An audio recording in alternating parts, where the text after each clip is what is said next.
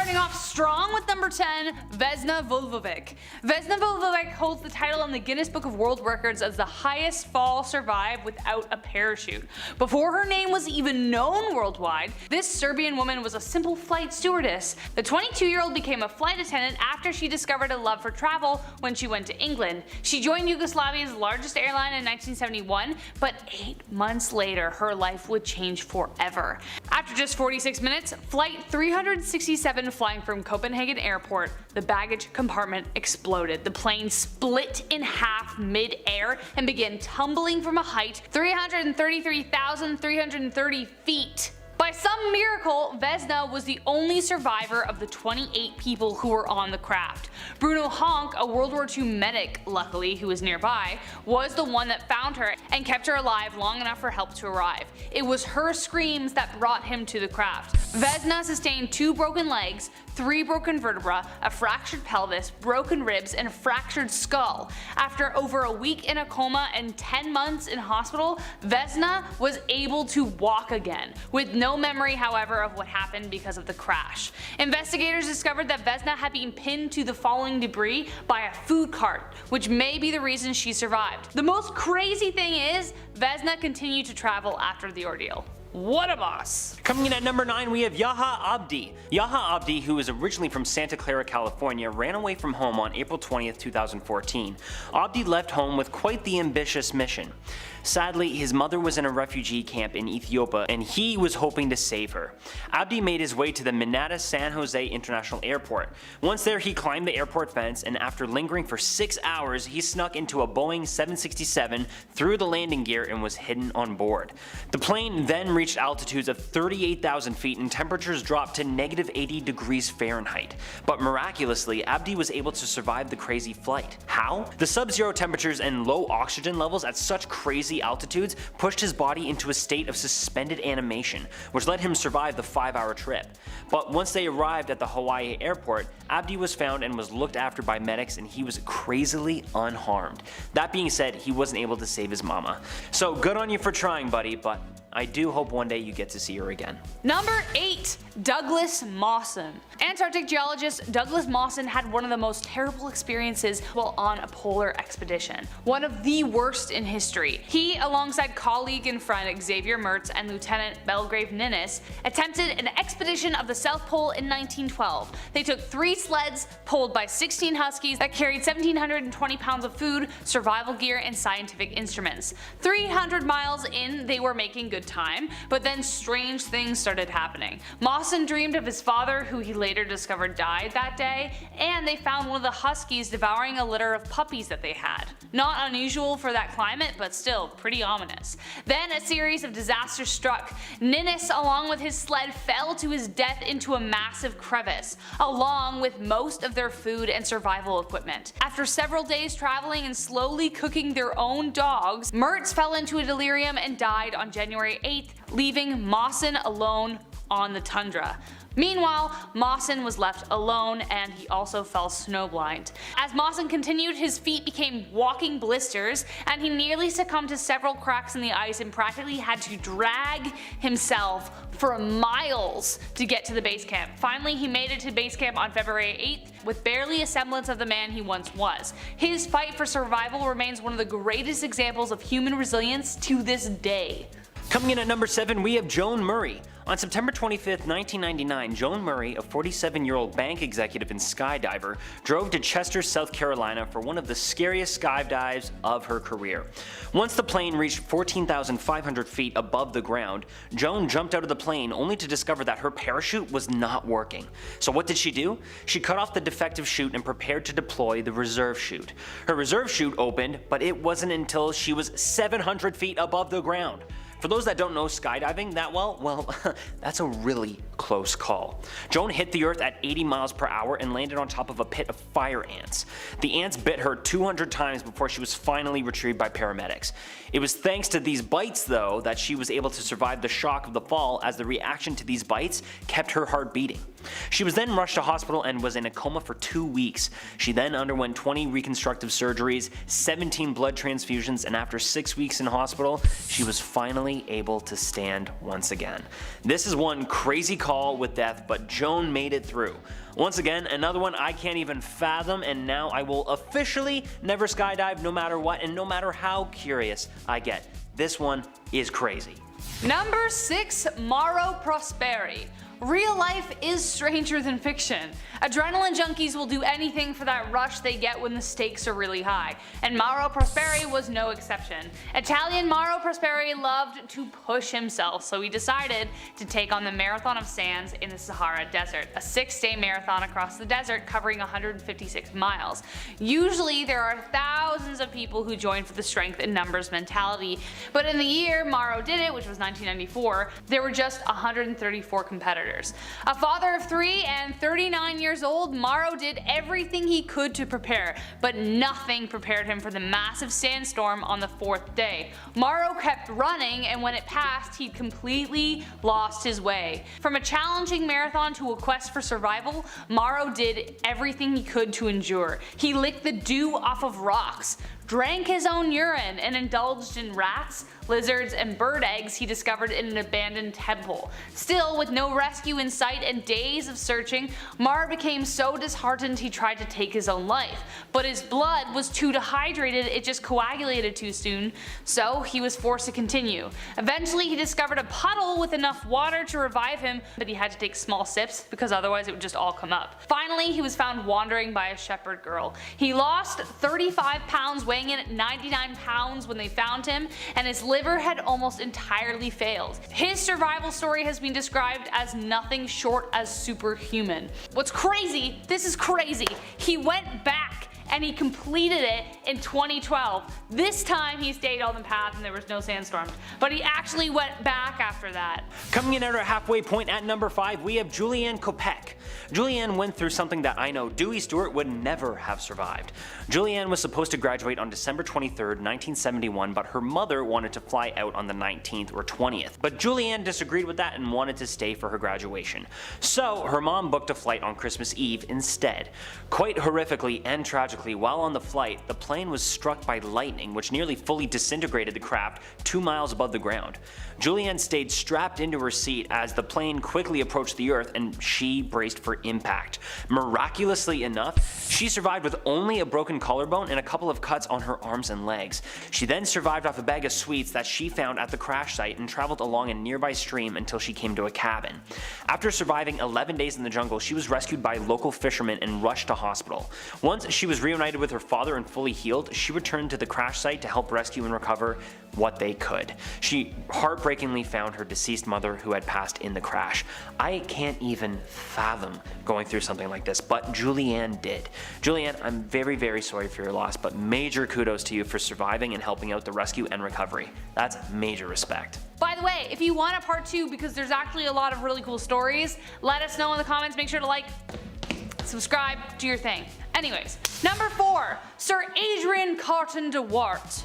After I'm finished this tale, you'll understand why he was dubbed the unkillable soldier. The only thing that eventually took him was the thing that takes us all: time.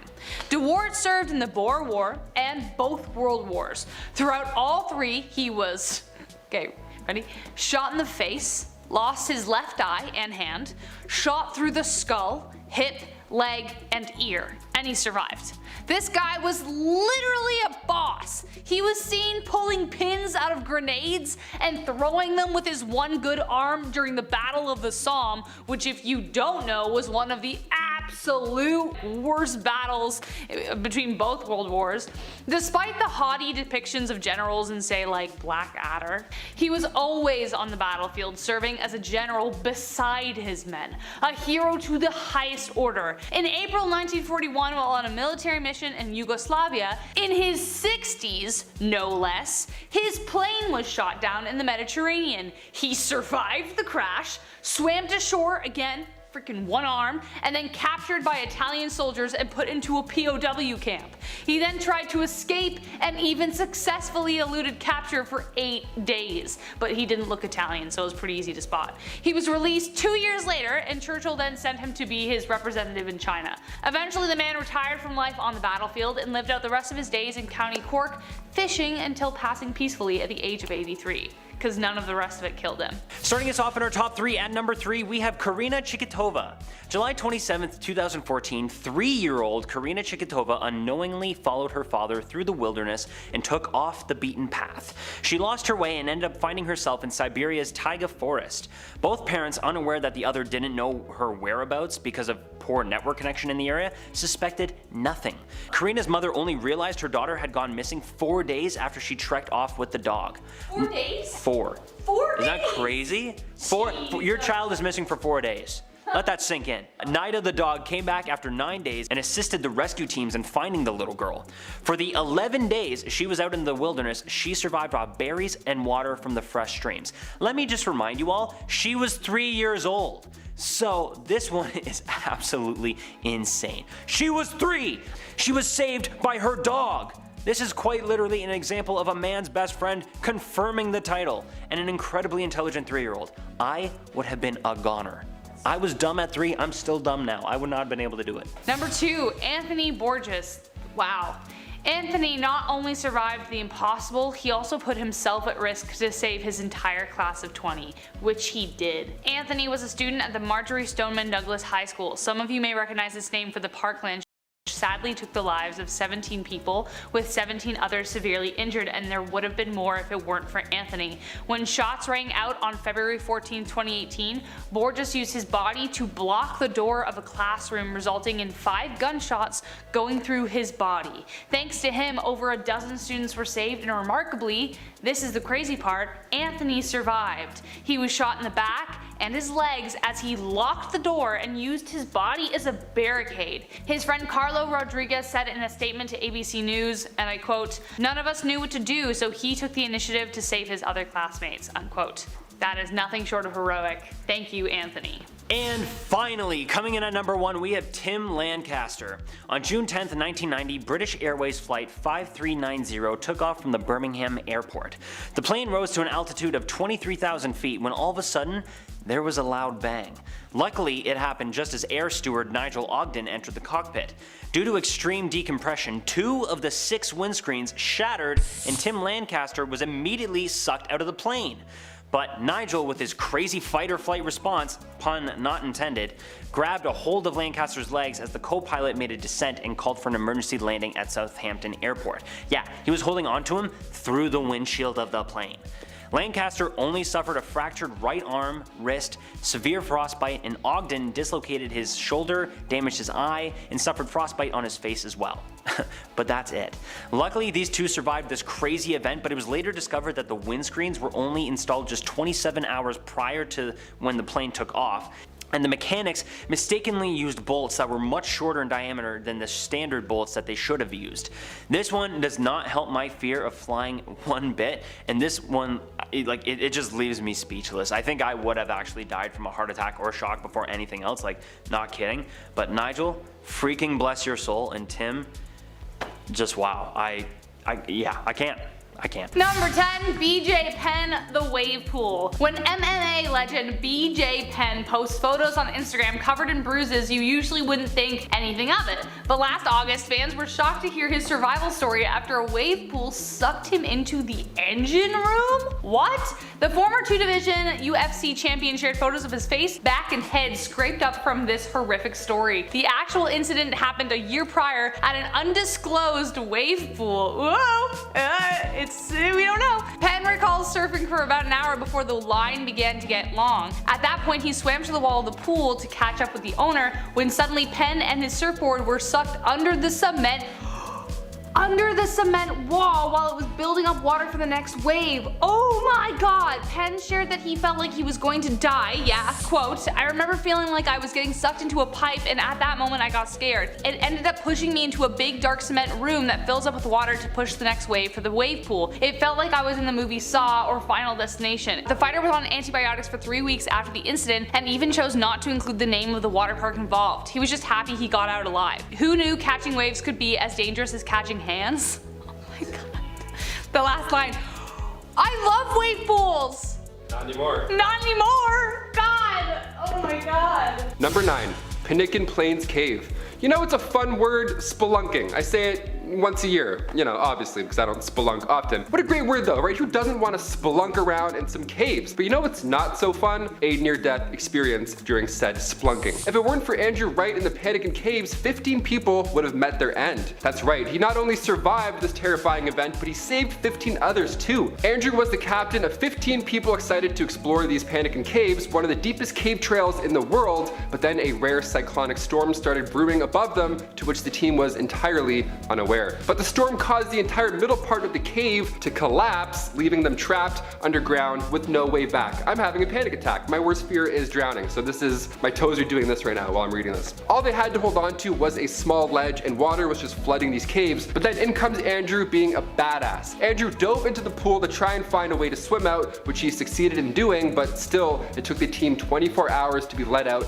then to safety. An award-winning documentary called Nullarbor Dreaming was released about this event, which included footage from the event itself. Despite surviving this experience though, Andrew passed away in a helicopter crash in 2012 in New South Wales. Number 8. The Robertson family. Back in 1971, Dougal, Lynn, and their 4 children, Anne, Douglas, Neil, and Sandy, set sail on what was planned to be a trip around the world. Aboard their 13-meter boat, the Lucette, they traveled through the Caribbean, then across the Panama Canal to the Pacific. A year and a half went by, they were en route through the Galapagos, and one of the daughters, Anne, who was 18, left the voyage in the Caribbean. Then in Panama, they took on a hitchhiker named Robin Williams. Not that one. Then west of the Galapagos Islands, a pod of killer whales hit the boat? What? Wood began to crack and the boat subsequently started to sink. They all moved to the inflatable life raft, but after 16 days of using their own breath to keep inflating it, the 6 of them were forced to move into a smaller dinghy.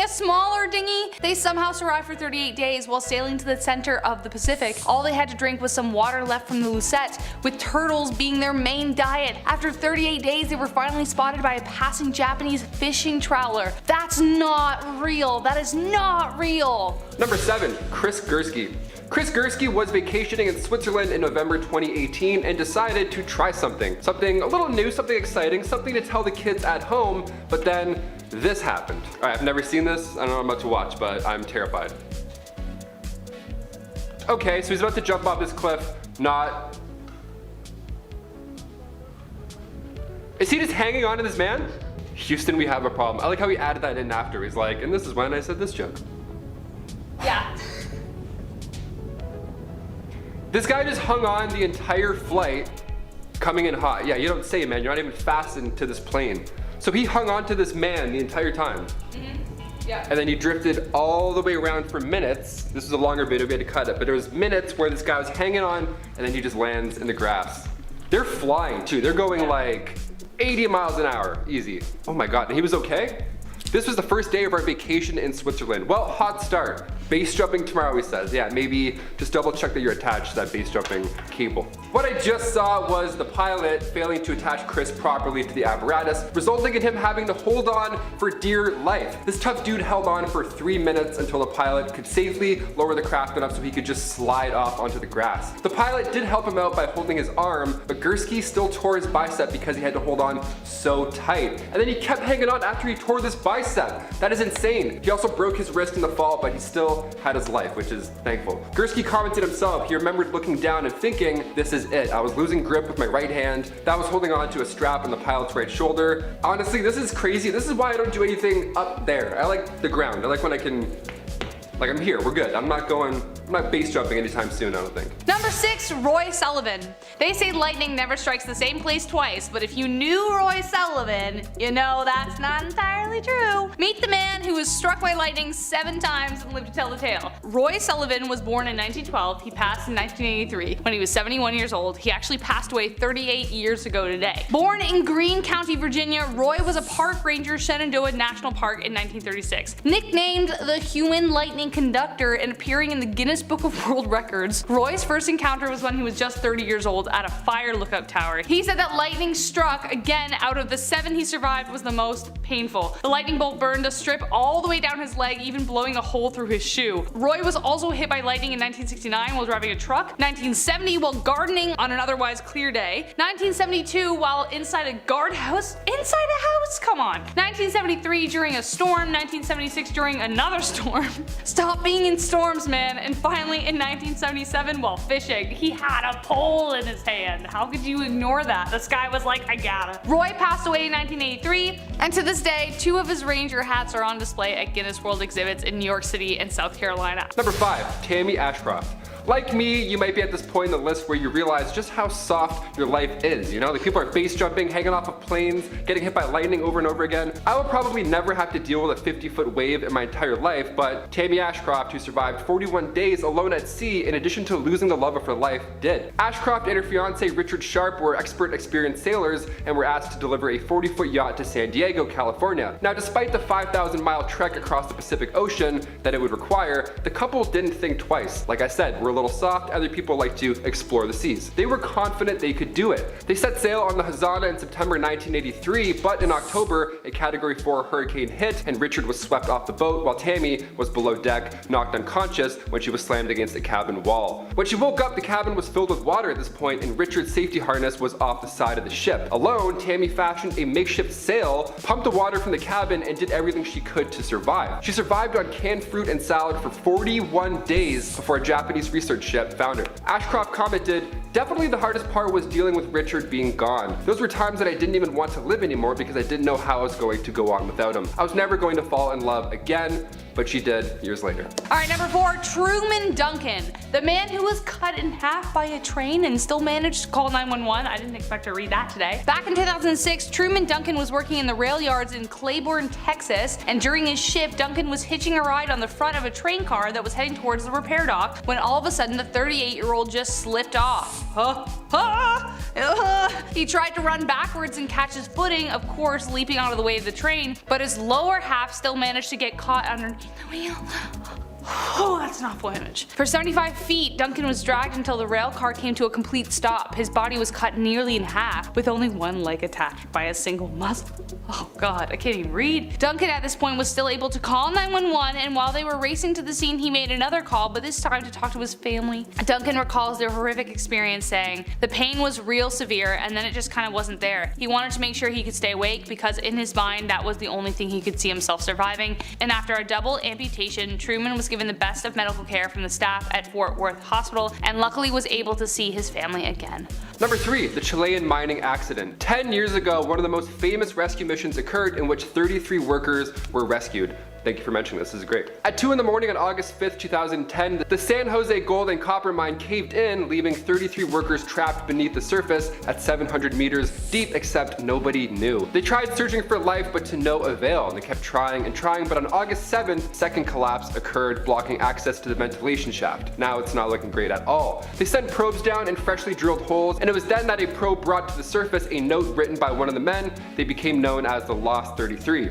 Over the course of 17 days, the men survived on rations until solid food could be passed through these drilled holes. They drilled 3 holes in total. We had Plan A, Plan B, and Plan C. The rescue was expected to take until December, but in October, Plan B got through and was lined with metal tubing to prepare for evacuation. By the evening of October 12th, every last man had been removed from these tunnels, and considering how long these guys were stuck down there, besides mild infection, these guys were relatively unscathed, which blows my mind reading this. After this horrible event, these men faced some severe trauma, as many never expected they would live after this, but after 2 months, they all survived, luckily. Number 2, Matthew Lowe. If you saw 25-year-old Matthew Lowe 2 years after this factory accident, you would have no idea what kind of pain he endured. The young worker was working on a steel processing machine when the father of one was suddenly dragged through a 5-inch gap. That's like this? What? I can't, that's like my thigh. His back broke in 2 different places, both hips were fractured, along with numerous ribs. You can tell I don't deal with this very well. The only sound he heard as he was being squeezed through the small gap was his right arm snapping. Matthew shared his experience years after, saying that as the machine dragged him through, he just relaxed almost because he knew he couldn't do anything, and he also knew that that was the end. 6 operations later and a month of resting, Matthew feels lucky to be alive. And you showed me a picture of this guy and he looks fine, like nothing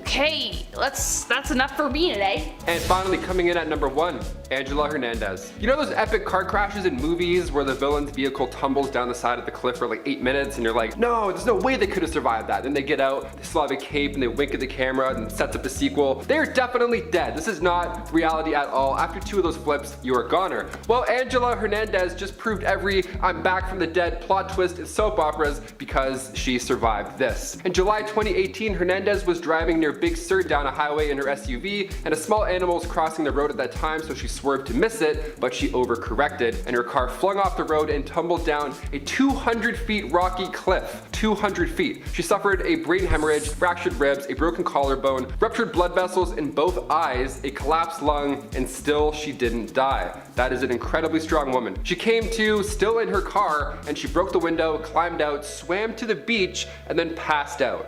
So she landed in water. Yeah. When she woke up again, she walked along the shore for help in bare feet, just obviously a wreck, and she used a tube from her car to collect dripping water from moss and then screamed at cars above her for help. This is amazing. Finally, after 7 days, hikers found her wrecked car and went searching for her, and they found her sleeping at this point on some rocks, and rescuers descended from a cliff and then brought her to a hospital. How? I know. How? I know. That is a crazy number 1.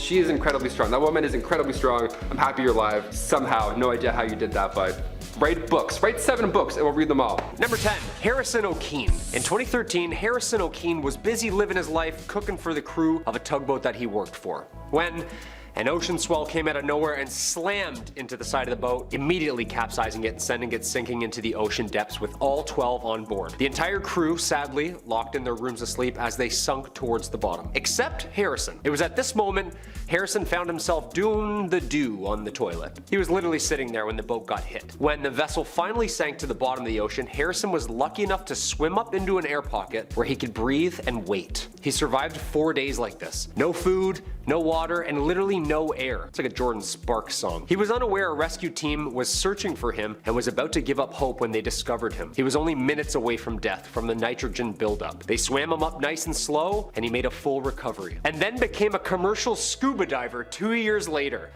That's a man right there, just facing his fears head on, you know? Just getting right back up on that horse, Harrison. I love it. Number 9, why dogs are awesome. Okay, this next one here comes from username GravyLike. Great name, also big fan of gravy. Let's dive in. They say, I was at a friend's cabin and I went squirrel hunting alone at dawn with his dog. I had been in the cabin for a few days and I thought I'd acquired a good understanding of the local area, right? Okay. After about an hour of trekking through a moderately heavy maple forest, I realized, yep, I was lost. There was no cell phone coverage, I had no compass, and the sky was overcast. The sky is otherwise doomed. It is a terrifying feeling not knowing where you are or even which way is north. I wandered around aimlessly for another hour looking for any familiar landmark, but I was getting nowhere. Out of desperation, I turned to the dog and in an upbeat voice I said, let's go home, time to eat! And then the dog quickly turned around and then just booked it one direction over a ridge. Then 15 minutes later, we were both back at the cabin eating. I still remember how I hooted once I knew I was safe. Yeah, man, hoot and or holler. You deserve it. You both deserve it. That dog deserves all of the treats, all the milk bones. Here you go. Thanks for sharing. I want a dog now. Damn it.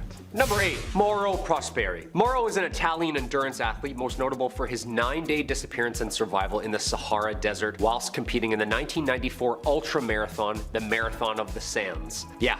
In Morocco. Deemed the toughest race on earth, this 6-day annual ultramarathon covers 156 miles, basically 6 regular marathons. Takes place in the Sahara Desert, perfect, nice and hot. Good for endurance racing, and baking foods for about 30 to 35 minutes or until crispy. Winds brought on by an unexpected sandstorm, and Mauro had disappeared off course. After backtracking, he was lost. He found a shrine structure luckily and set up shelter. Prosperi sucked on wet wipes, licked morning dew off rocks, and drank his own urine to survive. Yeah. He ate bird eggs, beetles, bats, and lizards. He lit a small fire and wrote SOS in the sand, but planes just continued on by. On the 10th day, local military police found him, and after realizing who he was, they rushed him to the hospital. Prosperi lost 35 pounds, weighing in at just 99 pounds when he was rescued. Doctors said that his liver had almost completely failed, and hospital staff gave him 16 liters of intravenous fluids. 6 marathons. Desert. Dude, I'm thirsty just thinking about this. We've done an ultramarathon. Once, but like, man, Man. Dude, in the desert? Yeah. No way, dude. Number 7, Truman Duncan. Back in 2006, Truman Duncan was working in the rail yards in Cleburne, Texas. And during his shift, Duncan was hitching a ride in the front of a train car that was heading towards the repair dock, when all of a sudden the 38-year-old just slipped off. Because sometimes that happens. It's as terrifying as that is. He tried to run backwards and catch his footing, of course leaping out of the way of the train. That was ideal, but his lower half still managed to get caught underneath the wheels. And for 75 feet, Duncan was dragged until the rail car came to a complete stop. His body was cut nearly in half with only one leg attached by a single muscle. Duncan at this point was still able to call 911, and while they were racing to the scene, he made another call, but this time it was to talk to his family. Duncan recalls the horrific experience, saying the pain was real severe, and then it just kind of wasn't there. He wanted to make sure he could stay awake because in his mind, that was the only way he could see himself surviving. More than fair. After getting a double amputation, Truman was given the best of medical care from the staff at Fort Worth Hospital, and luckily was able to see his family again. This is wild. That's insane. Number 6. Peter Skylberg. Peter's a 44-year-old Swedish man who was miraculously found by 2 local snowmobilers in 2012 after being trapped inside his broken down, snowed-in car and was barely alive when they reached him. Living off a diet only of handfuls of snow and what little snacks he had from the commute, Peter was emaciated, dehydrated, and barely conscious when rescue responders pulled him out. Newspapers read, "Local has been pulled barely alive from the snow-covered car, having survived on nothing but snow for 2 months in sub-zero temperatures." That's a headline. Experts think that he went into a kind of human hibernation, which slowed down his metabolism, and the igloo effect of him being under so much snow insulating it as a shelter. Pictures of the interior vehicle show that the dashboard and seats were covered in ice after temperatures plunged into the -30s. Dude, I'm Canadian. That's cold. Bear Grylls and Survivorman went on both to educate people on how to survive in a sub-zero trapped car because of this dude. Like, how sick is that? Just Bear Grylls? Okay, just make sure you've got some wet wipes in the car. You could always suck on them for some last minute hydration and calories. Number 5, BJ Penn. Yeah, when MMA legend BJ Penn posted photos on Instagram covered in bruises, normally you wouldn't think anything of it. But a couple years ago, fans were shocked to hear his survival story after a wave pool sucked him into the engine room. The former 2-division UFC champ shared photos of his face, back, and head scraped up from this horrific story. The actual incident happened a year prior at an undisclosed wave pool. Penn recalls surfing for about an hour before the line began to get long. At that point, he swam to the wall of the pool to catch up with the owner, when suddenly Penn and a surfboard just sucked under the cement wall, just like that. This all happened while it was building up for water for the next big wave, right? It's one of those big wave pools that just sends one of the massive ones. Penn shared that he felt like he was going to die. He says, quote, "I remember feeling like I was getting sucked into a pipe, and at that moment I got scared. It ended up pushing me into a big dark cement room that fills up with water to push the next wave out for the wave pool." I'm like getting distracted saying this. This is the worst thing I've ever heard. "It felt like I was in the movie Saw or Final Destination," end quote. The fighter was on antibiotics for 3 weeks after the incident and even chose not to include the name of the water park involved because he's an OG and he's just happy that he got out alive. You're a champ. Number 4, Apollo 13. Apollo 13 was NASA's 3rd moon mission landing. Well, kinda. The astronauts never really made it to the moon. Instead, they almost didn't even make it at all. Scary stuff. This is where, Houston, we've got a problem, comes from. Apollo 13 launched on April 11th, 1970. During the mission's series of events after takeoff, an oxygen tank explosion almost 56 hours into the flight forced the crew to abandon the mission and do everything and anything they could to survive the trip home. The spaceship was severely damaged, but the crew was able to seek shelter cramped in the lunar module back to Earth. If you haven't seen the great Ron Howard movie, watch it. It's amazing. NASA investigated what happened while they were up there and said that wires were exposed in the oxygen tanks, and because of a combination of manufacturing errors, the spark from an exposed wire in the oxygen tank caused a massive fire and explosion, ripping apart half the spaceship. Nothing like being in the cold void of space and needing a fire truck, huh? James Lovell, Fred Hayes, and Jack Swigert put their heads together with NASA, and with a few on-the-spot physics equations, they were able to keep the ship together until it splashed down on Mother Earth. Number 3, the Robertson family. Of course, we have to mention. Back in 1971, Dougal, Lynn, and their 4 children, Anne, Douglas, Neil, and Sandy, they all set sail on what was planned to be a trip around the world. It's supposed to be a lovely time. Aboard their 13-meter boat, the Lucette, they traveled through the Caribbean and then across the Panama Canal to the Pacific, right? That was the goal. A year and a half went by, they were en route through the Galapagos, and one of their daughters, Anne, who was 18, she left the voyage and the the Caribbean. She's like, you know what, this actually isn't the greatest time, and my ass hurts, so I'm gonna get out. I don't want to sit on any more waves, I feel sick. And then in Panama, they took on a hitchhiker named Robin Williams. Not that one, of course not, obviously. Just a wild name. Then west of the Galapagos Islands, a pod of killer whales hit the boat, and then wood began to crack, and then the boat subsequently started to sink. They all moved to the inflatable life raft, but after 16 days of using their own breath to keep inflating it, the 6 of them were then forced to move into an even smaller dinghy. Then they somehow survived for 38 days while sailing to the center of the Pacific, just in hopes of something happening. All they had to drink was some water left from the Lucette, with turtles being their main and only diet. After 38 days, they were finally and thankfully spotted by a passing Japanese fishing trawler. Number 2, train spotting. This next story is horrific, and I know what it's like to be seconds past something that could have killed you. Taylor knows. I just moved at a construction site when an I-beam crashed down literally where my footprints had just been seconds before. Yeah, true story. I took an early week that day. This next story is from Reddit user working 8 days a week. I love the name, dude. It's from 9 years ago. It says, I was driving home at 3 a.m. through some country roads with my friend. We had radio blasting. We crossed a railroad crossing that did not have lights or barriers. Right after we crossed it, I saw the train fly right behind us in my peripherals. My friend who was driving stopped the car.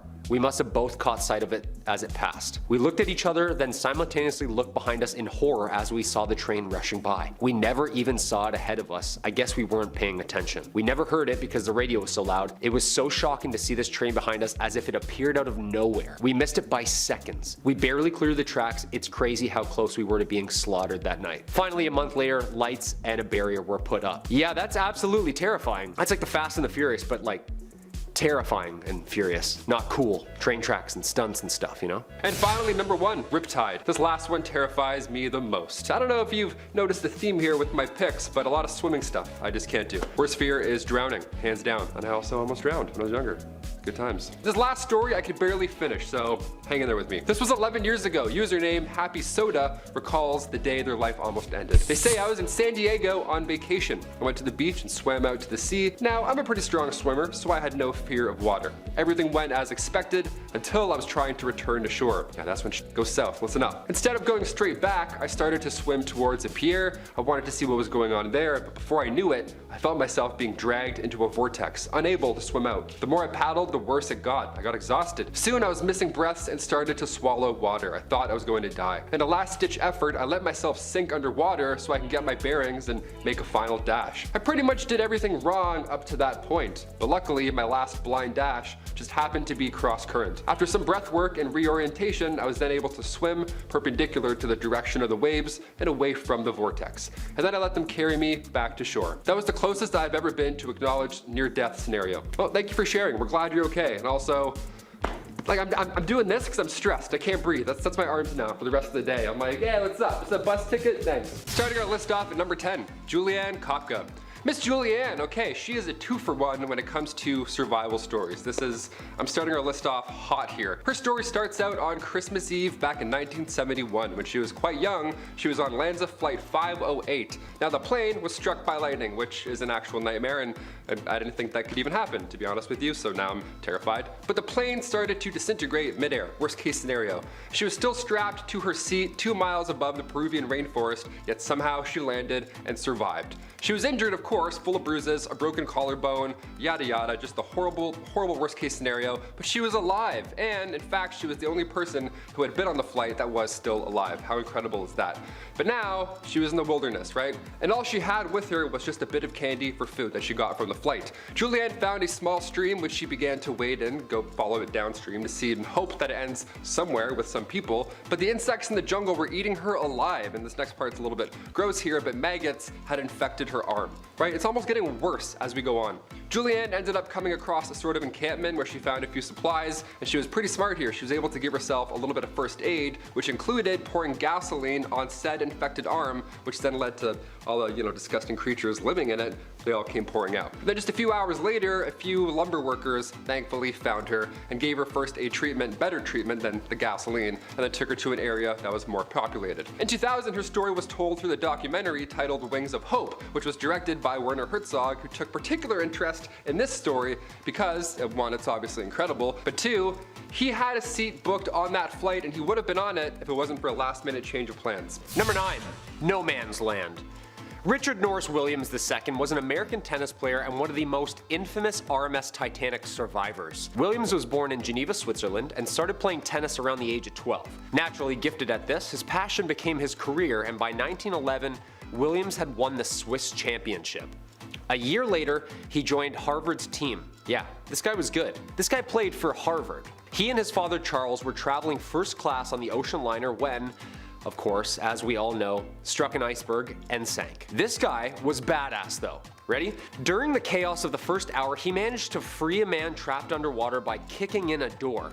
Yeah, right out of the movie. After losing his father right in front of his own eyes, he dove in and held onto the side of a lifeboat, accepting his fate. After climbing in, he spent several hours knee-deep in the freezing water, which left his legs so severely frostbitten that the rescue ship's doctor wanted to amputate them immediately. Williams, stating that he was an athlete, decided to just get up and walk it off.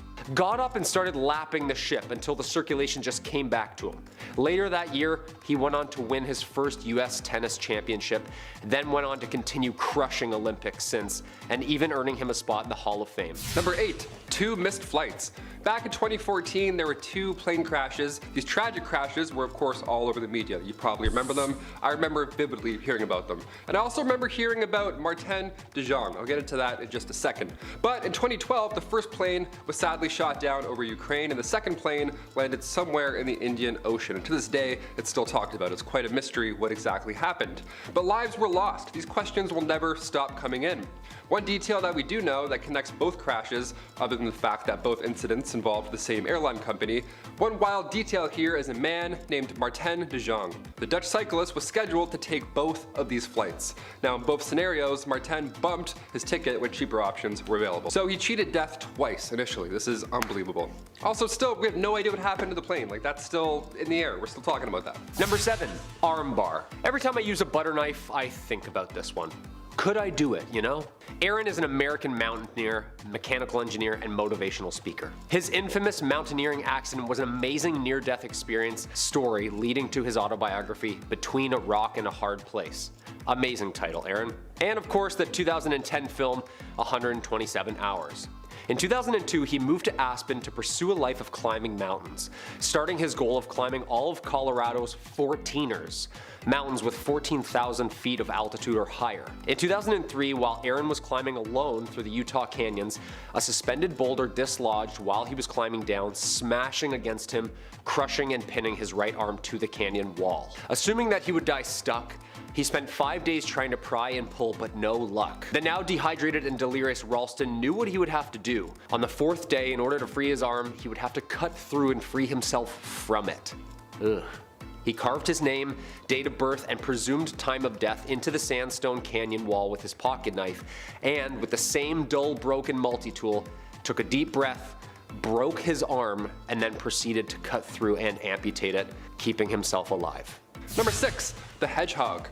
This is one of the greatest stories of all time. This hedgehog just stepped in and saved a life. Sonic to the rescue, we love it. This story comes from an anonymous user online. It's so bizarre, so I highly doubt that it's made up. Let's do this, here we go. A hedgehog saved my life when I was in college. Great start to a story. I'm hooked. I used to work night shifts and cycle home around 4 a.m. There was a long hill to bike down, and then a bend in the road, and then a big hill to ride up. So I would usually bike around the bend full speed and rely on my hearing and the glare of the headlights to see if anyone was coming. One night, I was cycling home with headphones in because I had a bad shift. I wasn't really paying attention. I was going along at full speed when I saw a hedgehog in the road. How lovely is that? And then I braked just before the bend. Usually, I would have just dodged the hedgehog, as if he always appears, I love that. But the song I was listening to just made me feel like stopping and watching it for a second.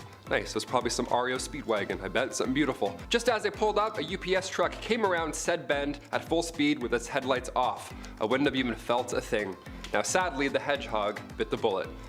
The Grim Reaper did not come home empty-handed, that's for sure, but I'm glad you're okay. Thanks for sharing, that was wild. Number 5. Wilson!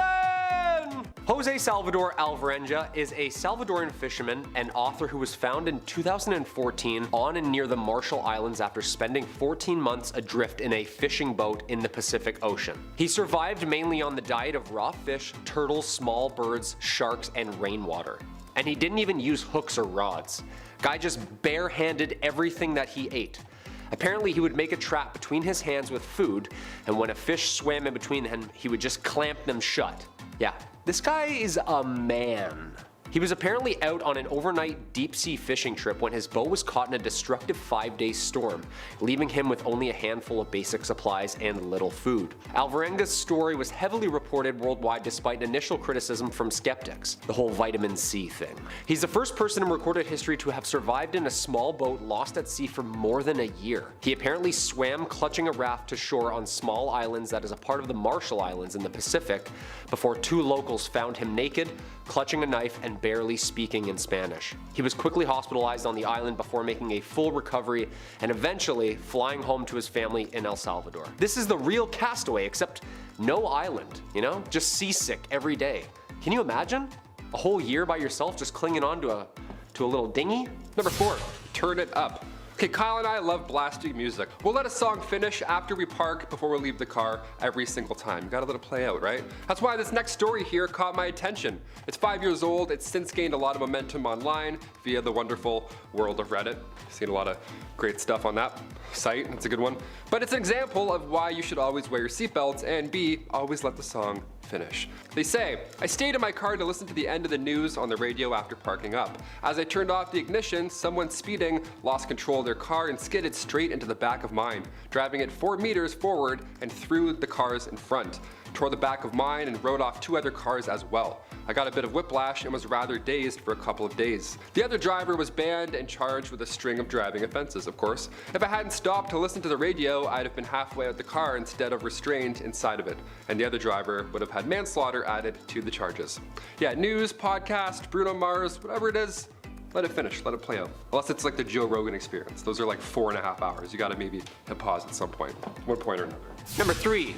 Free falling. Vesna Vulovic was a Serbian flight attendant who, through no fault or training of her own, holds the Guinness World Record for surviving the highest fall without a parachute. Not on purpose, of course.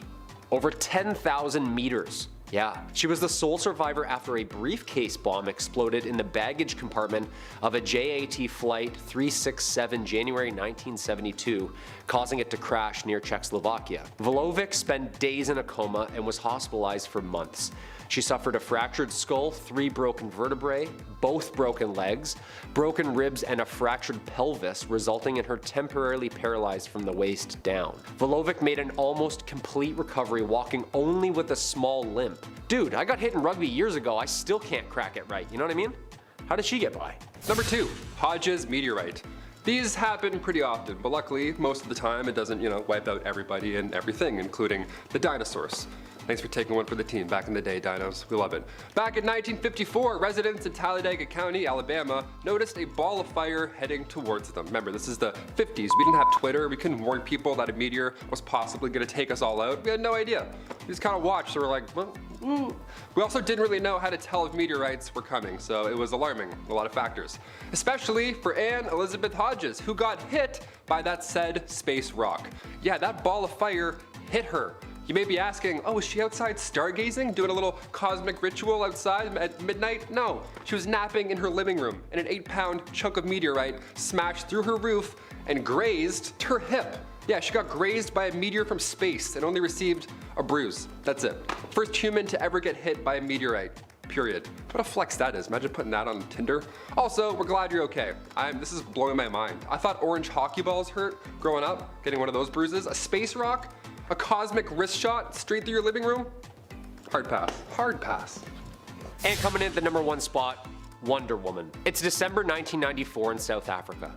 27-year-old Alison Botha was just parking from a night out when a man with a large knife opened her front door, pushed her over, and told her to drive. This mysterious man forced her to go pick up another man before driving off into the night. These two garbage human beings, who do not deserve to be named, took Alison to a deserted area off-road before performing the most violent and disgusting things to her, which I will not repeat. Before leaving her alone, of course, stranded for dead. In what was almost her last moments, Alison, barely breathing, despite being disemboweled disemboweled and nearly decapitated, crawled from her car to a busy road with the last might that she could muster. With the belief that her life was too valuable to let die, she saw headlights in the distance and she knew that this was her chance. With one hand holding her stomach in and one hand holding her head on, Allison got herself to the middle of the road where she was picked up by a young veterinarian student named Tian Eliard. He used his medical knowledge to keep her alive until emergency services arrived. The doctors were shocked at the state that Allison was in. At the blood loss, the doctors were scratching their heads at her strength. Not only did Allison survive, but she also remembered every detail about her two attackers, which led police right to them. The two are now spending the rest of their lives in prison while Allison uses her voice and her experience to empower and motivate others all around the world. She's a fucking hero, dude. There should be like 60 movies about her, at least.